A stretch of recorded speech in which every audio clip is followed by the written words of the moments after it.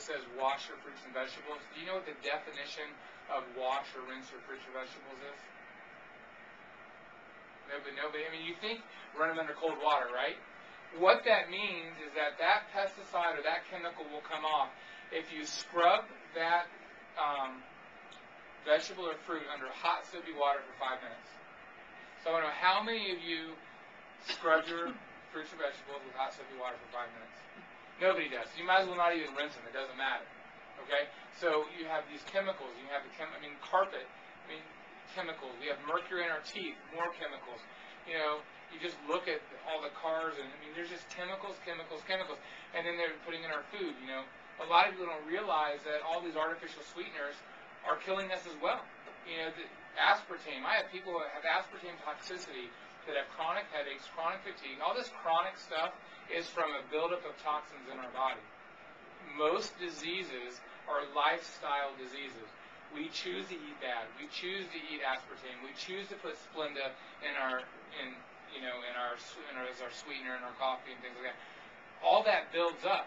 They don't even allow Splenda on Delta flights going to other countries, depending on what country you're going to, because some countries don't like Splenda. They don't allow it because of the side effects that have happened to people. Okay? In America, it's a money thing, so we'll just put anything down our throat. You know? So that's the chemical aspect. So then we have emotional. All right. So to understand how emotions affect the body is very important to realize emotion directly affects the physical. Okay. How many of you have been to a movie and started crying? Okay. Me too. All right. So you're at the movie and you think about it. You're sitting there watching a fake story on TV. However, you get involved in it and it brings out emotions in your body.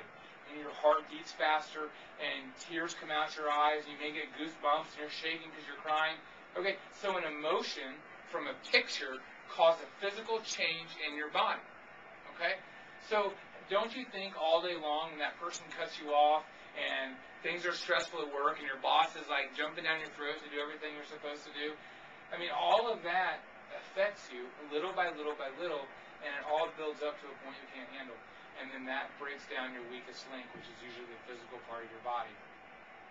So now we have breakdowns by too much physical stress, too much chemical stress, too much emotional stress, and it can all add up at different layers. Some people have all physical stress and they have no emotional stress.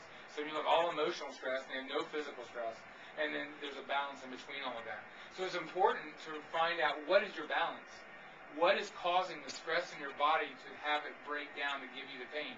Yes, someone may have hip pain, someone may have back pain, someone may have neck pain.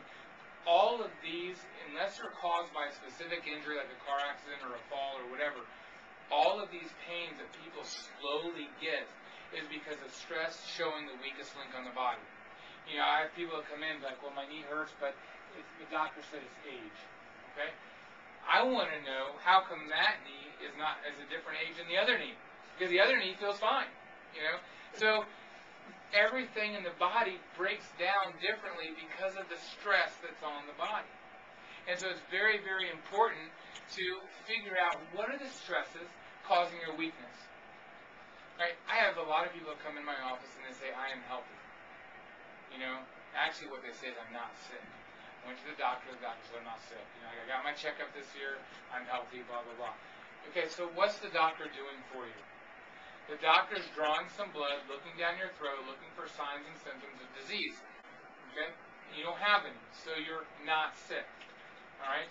Then you get your blood drawn, and they look at the blood levels, and it falls within a normal range for the masses. And the heavier we get, the more the normals go up. And, you know, the more the pharmaceutical companies want you on the cholesterol medicine, those come down 100 points. You know, and so everything changes, and the normals change. But if you're normal, then you're not sick. The problem is cancer takes up to 7 to 15 years to be found in the body. Heart disease is there for 10 or 20, 30 years before it actually provides a symptom that can be found. I don't know how many people go to the doctor and they're healthy and they die the next day of a heart attack. All right? They were just not sick that they know of. So that's why it's important to take count of your health in your body and do things that are healthy. What can I do to be healthy? What can I do to prevent heart disease? What can I do to prevent arthritis? What can I do to to prevent strokes, to prevent, all these problems that people have as they age or they don't take care of themselves. And then you have to do those things proactively. You have to decide in your life that, hey, I'm going to do things to make my life better, not just react. Most people go through life, and tell me if this isn't true. I'm not sick, I'm not sick. Oh, someone gave me the flu. We don't take responsibility for our health. Someone gave me the flu. Now I'm sick. I'm going to go to my doctor. Even though it's a virus, he's going to give me an antibiotic because people demand that they take something home. You take the antibiotic. You're going to get better anyway, but you get better, and now you go on with your life. You don't change anything. Okay? Don't you need to figure out why your immune system got to the point that you now express this disease? Okay? That's more important. Don't just go around not sick until you die. Figure out what's going on. I find it very funny that flu season is around the time when we eat the worst in the nation. We start off flu season just after Thanksgiving. So just around we had Halloween where we just gorge ourselves on candy, and then we have Thanksgiving, and Thanksgiving is we gorge ourselves with food, all right? And then you move right into Christmas. We have all these parties every weekend. Well, I can't fit them all in. I have a party on Friday, a party on Saturday. Oh, I got to leave this party early to go to this party, so I'm eating dinner here and dinner there. And all of that, what do you think your body does with all that food and toxins? You only have so much energy in your energy bank account for the day. And if you use it for exercise, and use it for digesting food, and your immune system gets what's left over, if you're eating all this food, it's got to be processed, it's got to be digested, and that takes energy. And that's going to take energy from other processes in your body. And so it's just very important that you understand this, because now you go into Christmas, and then all of a sudden after Christmas, I don't want to eat good yet, because now we have leftovers, but then it's New Year's Eve, so we're going to, got to party up on New Year's because I'm going to hit the gym the next week. Oh, then you got the flu. Someone gave me the flu. Well, no. You just tore your immune system to shreds, and then you expressed disease because you did not take care of yourself. But you want to blame it on other people. You don't want to take responsibility for your health. Then you want to go to the doctor and get a pill. You don't want to, maybe eat some green vegetables, maybe drink some tea, some vitamin C, some things like that are actually going to build back up your immune system. You want to lay in bed and eat your TV dinners and go through McDonald's and take your pill so this pill gets me better. All right?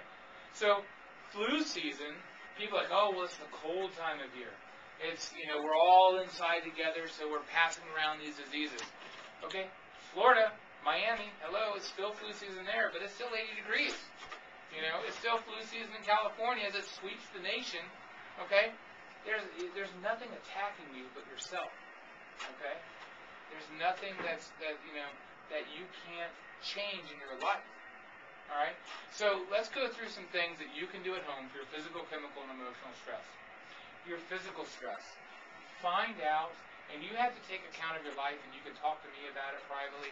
What's physically stressing you out? Are you getting exercise to stimulate your body to be stronger?